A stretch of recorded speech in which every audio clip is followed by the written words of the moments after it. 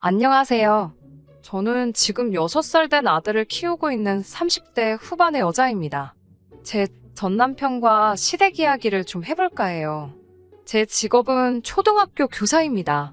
안정적인 직장인데다 아이들도 좋아해서 갖게 된 직업입니다. 전 남편은 중견기업 인사팀에서 일하는 사람이었어요. 동료 교사의 소개로 만나게 되었습니다. 전 남편을 처음 만났을 때 키도 크고 잘생긴 외모를 보고 솔직히 부담스러워서 더는 안 만나고 싶더라고요. 저는 보통의 평범한 외모였어요. 그렇다고 제가 자존감이 낮은 사람은 아니고 그냥 객관적으로 봤을 때 그랬습니다.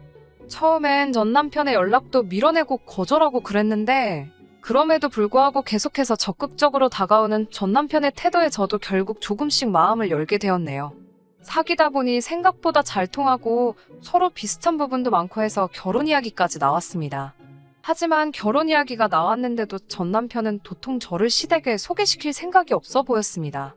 결국 제가 먼저 전 남편에게 언제 데리고 갈 거냐고 했더니 사실은 자기가 임대 아파트에 산다면서 그래서 좀 그렇다고 하더라고요.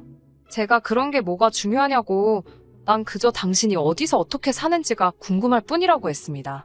저는 진심으로 전 남편이 얼마나 잘 사는지가 궁금한 게 아니라 가족 간의 분위기라고 할까요? 제 경우 친정부모님이 사이도 정말 좋으시고 제게 많은 사랑도 주셨거든요. 그래서 저는 전 남편도 그런 분위기에서 자랐는지 궁금했어요. 그리고 얼마 후 시부모님이 좋아하신다는 소고기와 과일을 사서 시댁으로 가게 되었네요. 시댁에 대한 첫 인상은 나쁘지 않았습니다. 하지만 그럼에도 불구하고 제 마음이 불편했던 이유는 어색한 분위기에서 함께 저녁 식사를 하는데 가족 모두가 외모 이야기만 했기 때문입니다. 남편이 회사 동료들 이야기를 하면서 그 원숭이 닮았다는 과장이라든가 그 멸치 같은 여직원이라는 식으로 다른 사람들의 외적인 단점을 가지고 말을 하더라고요. 그동안 저랑 사귈 때 제 앞에서 그런 식으로 얘기한 적은 없었기 때문에 좀 놀랐고 약간 실망도 했습니다. 말이라는 건 그 사람의 됨됨이를 보여주는 거울 같은 거라고 생각하거든요. 전 남편뿐만 아니라 전 시어머니도 전 신우에게 너 요즘 살찐 것 같다며 살을 빼야 한다. 여자는 외모가 경쟁력이다라며 계속 잔소리를 하셨고요. 전 신우 또한 요즘 연예인 누구가 무슨 시술을 했다더라. 그게 돈이 얼마라더라. 그런 실속 없는 이야기만 하고 있었습니다. 그나마 전 시아버지께서 별 말씀 없이 듣고만만 계시다 한마디 하신 게 남자고 여자고 나이 상관없이 자기 관리는 잘해야 된다는 거였습니다. 저도 사람인데 외모 이야기를 왜 안 하고 왜 관심이 없겠습니까? 하지만 제 입장에선 처음으로 결혼할 사람 집에 인사를 간 건데 저는 꺼다 놓은 보릿자루 마냥 두고 당신들끼리 주구장창 그런 이야기만 하니까 기분이 별로였습니다. 그래도 최대한 내색하지 않고 얌전히 있었는데 그런 저를 보시곤 전 시아버지께선 그래도 생글생글 잘 웃으니까 봐줄만하네 그러셨어요. 칭찬 같지 않은 칭찬을 듣고 기분이 정말 나빠서 사실 그때 이런 사람하고 결혼하는 게 맞나 싶긴 했지만 또 외모 이야기를 빼고는 적어도 결혼식을 올릴 때까지 저에게 직접적으로 상처 주는 말씀은 한 적이 없었습니다. 그런데 결혼식을 올리고 한두 달쯤 지나서 그때가 시어머니 생신 때였습니다. 전 시어머니가 생일상 같은 거 차릴 필요 없다고 어디 괜찮은 식당에 가서 온 가족이 밥이나 한 끼 하자고 하셔서 케이크랑 꽃다발 싸들고 갔습니다. 그날도 주제는 여지없이 외모였어요. 전 신우가 저를 흘끗 보더니 키 작은 사람들은 안 됐어. 옷을 아무리 잘 입어도 태가 안 나잖아 그러는 거예요. 분명히 저를 보고 나서 그런 소리를 하니까 기분이 별로더라고요. 그래도 설마 싶어서 따로 반응은 안 하고 속으로 신경 쓰지 말자 그러고 있는데 전 시어머니가 전 남편과 전 신우에게 그러니까 니들은 부모한테 감사해야 돼. 돈이라는 건 있다가도 없는 거지만 키랑 외모는 타고나지 않으면 안 되는 거니까 라고 하셨습니다. 이때는 솔직히 나 들으라고 하는 소리구나 하는 확신이 들었어요. 그러더니 전 신우가 절 보더니 갑자기 혼자 낄낄거리더라고요. 그래서 제가 좀 정색을 하면서 왜 절 보면서 웃으세요? 하고 물었어요. 그러자 전 신우가 한다는 말이 결혼식 때 보니까 사돈 어른들도 다 키가 작더라. 라면서 부모님이 밉지 않아? 라고 물어보더니 저한테는 대답할 틈도 안 주고는 그래도 내가 보기엔 다들 조그만해서 가족들이 너무 귀엽더라 이러는 거예요. 이게 욕이지 별게 욕인가 싶더라고요. 그런데 정작 전 신우는 아주 자긴 아무것도 모른다는 표정으로 해실해실 웃으며 그러니까 더 환장하겠더라고요. 집으로 돌아오는 길에 남편한테 신우가 왜 그런 소리를 하는지 모르겠다 그러니까 귀여워서 귀엽다 그랬겠지. 혹시 너 무슨 자격지심 같은 거 있어? 이러는 거예요. 제가 어이가 없어서 무슨 자격지심? 이라고 되물으니까 자긴 제가 성격이 무던한 줄 알았는데 좀 예민한 것 같다는 거예요. 그래서 제가 만날 자기 가족들 만날 때마다 외모 이야기밖에 안 하니까 없던 자격지심도 생기겠다고 했습니다. 남편은 자기 가족이 언제 외모 이야기만 했냐면서 그리고 아무래도 요즘 세상의 외모가 경쟁력은 맞으니까 그런 거 아니겠냐고 상황을 대충 모면하려고 하더라고요. 그래도 이 정도면 제가 이혼까지는 생각 안 했을 거예요. 막상 남편도 자기 가족들하고 있을 때는 정말 정이 떨어질 정도로 똑같이 행동했는데 가족들 빼고 저랑 있으면 또 언제 그랬냐는 듯이 연애하던 시절의 그 모습으로 저한테도 엄청 잘했었거든요. 그런데 저희가 임신 준비를 하면서 진짜 사이가 틀어졌습니다. 결혼하고 신혼을 1년 정도 즐기기로 한 건 맞는데 약속한 신혼생활 1년이 지나고 날짜 맞춰 시도를 했는데도 아이가 들어서질 않더라고요. 주변에서는 급하게 생각할 거 없다고 하지만 전 시부모님이 워낙에 손자 얘기를 자주 하셔서 부담스럽기도 했고요. 그러다 얼마 전 명절에는 진짜 황당한 일을 겪었습니다. 시댁으로 모여서 저녁 식사를 마치고 이제 슬슬 집에 가려고 하는데 전 시어머니가 잠깐만 더 있다 가라고 저희를 자꾸 잡으시더라고요. 그래서 왜 그러시나 했더니 늦은 밤 모르는 손님이 한 분 오셨습니다. 알고 보니 시어머니께서 저를 진맥하신다며 한의사를 부르셨더라고요. 더 어이가 없는 건 제 진맥만 하고 남편 진맥은 안 했습니다. 한의사 선생님도 제가 황당해하는 모습을 보시곤 몹시 난처해 하셨습니다. 한의사 선생님은 몇 번 제 맥을 짚어보시더니 혹시 요즘 스트레스 받는 일이 많냐면서 마음을 편하게 가지라고 하시더군요. 요즘 세상에 스트레스 안 받고 사는 사람이 어디 있나요?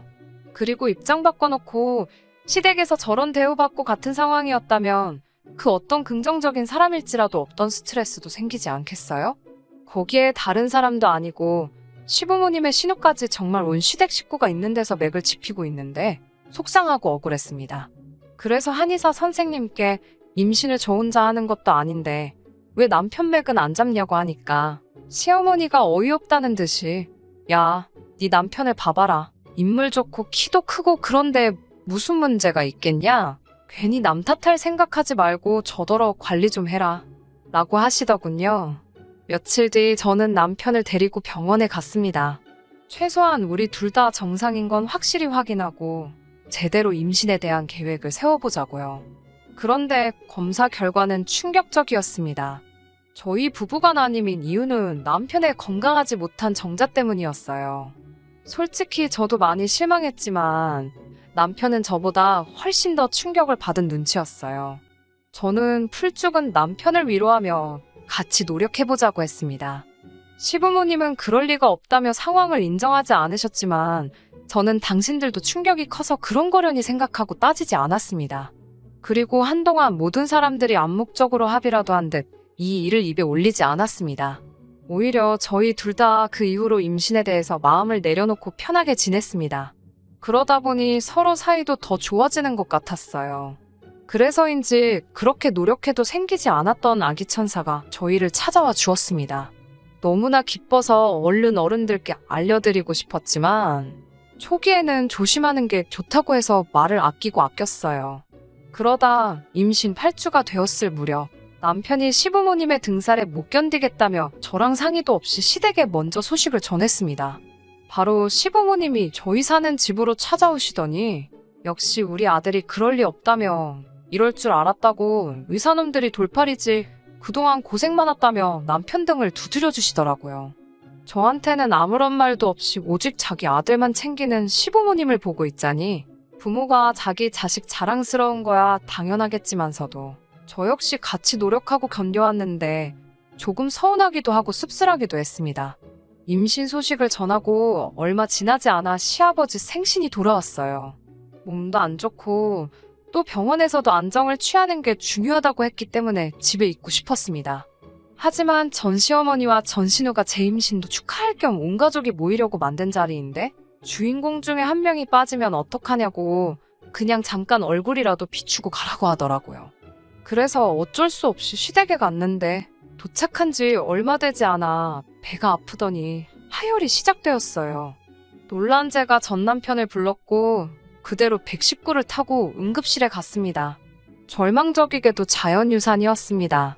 불행 중 다행이라고 해야 할지 수술은 필요 없다고 해서 병원에서 몇 시간 안정을 찾다가 그냥 집으로 돌아왔어요. 그런데 이튿날 집으로 찾아오신 전 시부모님은 저에게 괜찮냐고 한마디 물어보시기는커녕 그러니까 진작에 몸 관리 좀 제대로 하지 그랬냐며 이게 다 제가 비만이라서 유산이 된 거라고 하시더군요. 비만이라니? 저는 살면서 한 번도 평균 체중을 벗어난 적이 없는데 말이에요. 이 사람들이 무슨 말을 하는 건가 하고 생각하고 있던 중에 이어진 그 다음 나온 말은 제가 비만이라는 말보다 훨씬 더 충격적이었습니다. 아니, 남편이 멀쩡한 씨앗을 넣어줬는데 왜 저 뱃속에 들어가니까 죽어버리냐는 거예요. 밭이 비좁으니 그랬던 거 아니겠냐고. 며느리 고를 때 너무 신경을 안 썼다며 아이고 내 팔자야 하면서 저를 앞에 두고 신세한탄을 하고 있더군요. 그 말을 듣는데 소름이 끼치고 눈물이 펑펑 쏟아지더라고요. 더 서러운 건 전 시부모님이 저한테 이렇게 막말을 하는 동안 전 남편은 한숨만 푹푹 쉴 뿐 하다못해 그만하라는 말 한마디도 안 하고 있었습니다. 한바탕 난리를 치고 전 시부모님은 댁으로 돌아가셨고 부모님이 자리를 비우고 나서야 전 남편은 저에게 미안하다고 사과를 했습니다.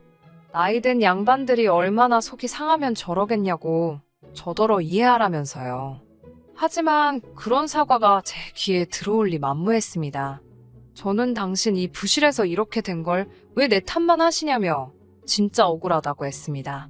마음이 많이 상해 있던 터라 그냥 그 상황에서 저 힘내라고 다독여주기만 했어도 끝날 일이었을 텐데 제가 유산해서 예민한 건 알겠지만 제가 뚱뚱한 건 사실이지 않냐면서 제가 비만이라 유산한 걸 가지고 왜 그게 내가 부실해서 그런 거냐고 왜 자꾸 자기 탓을 하냐고 그러더라고요. 분명히 병원에서 당신 정자가 좋지 않다고 한 거 기억 안 나냐 하니까 하지만 결국엔 제가 임신하지 않았냐면서 그러니까 자기는 아무 문제가 없는 거라고 하더군요. 그러면서 그냥 내일 대충 몸 추스리면 일단 시댁에 가서 무릎 꿇고 죄송하다고 사과를 드리라고 했습니다. 그 말을 듣는데 이 인간이 아주 단단히 미쳤구나 싶었어요.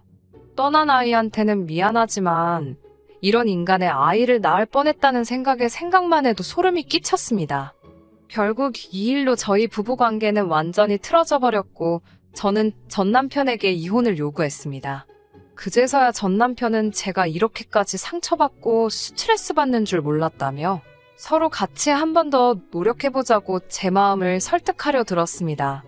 하지만 전 시어머니가 애도 못 낳는 돼지 같은 게 어디서 먼저 이혼을 한 해 만에 운운하냐며 너 같은 며느리는 우리 쪽에서 필요가 없으니 이혼 서류 진행을 자기네서 하겠다고 하더군요. 이혼을 해주는 게 아니라 제가 이혼당하는 거라고 하면서요. 남편은 저에게 왜 일을 크게 만드냐 뭐라 했지만 결국 자기 부모님이 저렇게 강경하게 나오니 남편도 어쩔 수 없었는지 이혼 서류를 만들어서 저한테 들이밀더군요. 그래서 덕분에 원만하게 이혼할 수 있었습니다. 가족들하고 연관될 때랑 저랑 단 둘만 있을 때 정말 같은 사람이 맞나 싶을 정도로 다른 사람이었어요. 저도 차라리 이렇게 끝낸 게 잘 된 거라는 생각이 들었습니다. 그리고 이혼 뒤 1년 정도의 시간이 흐른 후 저는 평소 저랑 친분이 두텁던 학부형의 소개로 지금의 남편과 만나게 되어 결혼을 하게 되었고 결혼한 지 6개월 만에 지금의 남편을 쏙 빼닮은 아들까지 가졌습니다. 지금의 남편은 제가 임신했을 때도 제가 출산했을 때도 제 손을 꼭 잡고 고맙다며 눈물을 쏟을 만큼 여리고 따뜻한 사람이에요. 그리고 세월은 총알같이 흘러 그 아이가 어느덧 6살이 되었습니다. 세상 일이라는 게 참 예측 불가하고 그래서 재밌는 것 같아요. 엊그제 아들을 데리고 모처럼 마트에 장을 보러 갔어요. 최근에는 코로나 때문에 웬만한 건 거의 다 인터넷에서 배달을 시켰었는데 그동안 마스크 쓰고 다니며 대부분의 시간을 집에서 보냈어서 그런지 어제는 괜히 이상하게 나갔다 오고 싶더라고요. 마트에 도착해서 이것저것 카트에 담고 있는데 뒤통수가 뜨거울 만큼 누군가의 시선이 느껴졌어요. 낯익은 나이든 여자분이 저를 바라보고 있었습니다. 알아보기까지 오랜 시간이 걸리지는 않았습니다. 저에게 악담을 퍼붓던 전 시어머니셨어요. 그리고 그 옆에는 그 잘난 인물이 다 어디 간 건가? 무슨 일이 있었던 건가 싶을 만큼 상태가 안 좋아진 전 남편도 있었습니다. 남자던 여자던 자기관리 외모관리가 가장 중요하다고 하던 집안인데 수염도 며칠을 안 깎은 건지 듬성듬성 나 있고 머리는 길게 길러 떡져 있는 게 한동안 씻지도 않은 것 같더라고요. 짐작이지만 저처럼 재혼은 못한 것 같더군요. 그리고 그 둘 다 제 손을 꼭 잡고 있는 제 아들을 바라보고 있는 듯 싶었습니다. 속으로 무슨 생각을 하고 있었을까요? 사실 이혼할 때 치열하게 싸울 힘이 하나도 남아있지 않아서 그냥 적당히 재산 나누고 헤어졌거든요. 그래서 말 한마디라도 독하게 쏴붙여볼걸, 아니면 한 푼이라도 더 내놓으라고 할걸, 그런 후회를 했던 날들도 있었습니다. 그런데 오늘 그 둘이 저와 제 아들을 바라본 그 눈빛에서 많은 걸 느꼈습니다. 이런 표현이 조금 웃기기도 하겠지만 끝에 가서는 결국 제가 이겼네요. 이제 그 사람들한테 정말 아무런 감정도 없습니다. 새롭게 다시 얻은 이 기회에 이 인생을 마음껏 즐기고 행복하게 살아보겠습니다. 감사합니다. 끝까지 들어주셔서 감사합니다. 오늘의 사연은 여기까지입니다. 구독과 좋아요, 알람 설정 부탁드리고 더 좋은 사연으로 다시 찾아뵙겠습니다. 감사합니다.